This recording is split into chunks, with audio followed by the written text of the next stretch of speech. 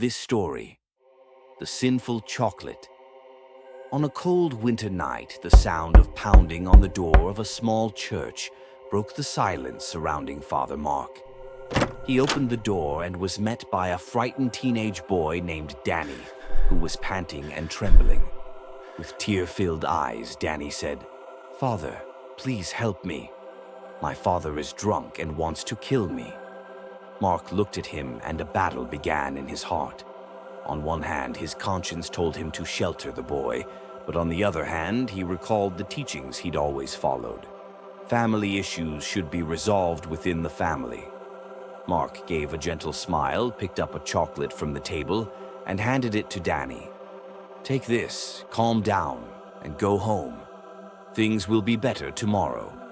Danny hesitated, then took the chocolate and slowly left the church. Mark closed the door behind him, convinced he had done the right thing. The next morning, something urged Mark to visit Danny's home.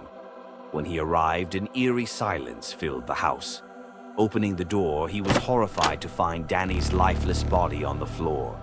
His throat was bruised, and the chocolate Mark had given him the night before was still clutched in his hand.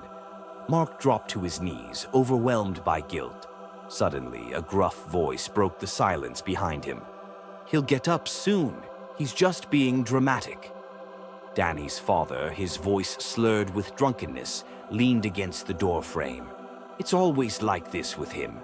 A chocolate and some pity, and you all think you're saviors."